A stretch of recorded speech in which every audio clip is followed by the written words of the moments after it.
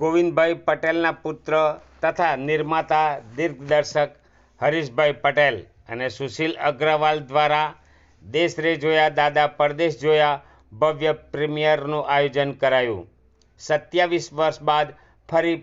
રૂપેરી પડદે દેશ રે જોયા દાદા પરદેશ જોયા દર્શકોને જોવા મળશે।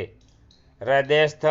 ગોવિંદભાઈ પટેલ, જેમણે ગુજરાતી અનેક પિક્ચરો આપ્યા છે, 27 વર્ષ પહેલાં 13 જાન્યુઆરીના રોજ રિલીઝ થયેલી ફિલ્મ દેશ રે જોયા દાદા પરદેશ જોયા, જેણે તે સમયમાં 23 કરોડનો બિઝનેસ કરી ઇતિહાસ સર્જ્યો હતો, આજે ફરી ગોવિંદભાઈ પટેલની યાદમાં ગુજરાતના થિયેટરોમાં દેશ રે જોયા દાદા પરદેશ જોયા ફિલ્મ આવી છે।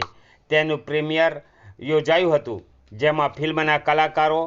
હિતેન કુમાર, રોમા માણેક, રાજદીપ, ફિરોઝ ઈરાની, પિંકી પરીખ, જૈમિની ત્રિવેદી, ભાવિની જાણી સહિત અન્ય કલાકારો ઉપસ્થિત રહ્યા અને ગોવિંદભાઈ પટેલનો ખૂબ ખૂબ આભાર વ્યક્ત કરી તે સમયના સુવર્ણ દિવસોની રસભર વાતો જણાવી હતી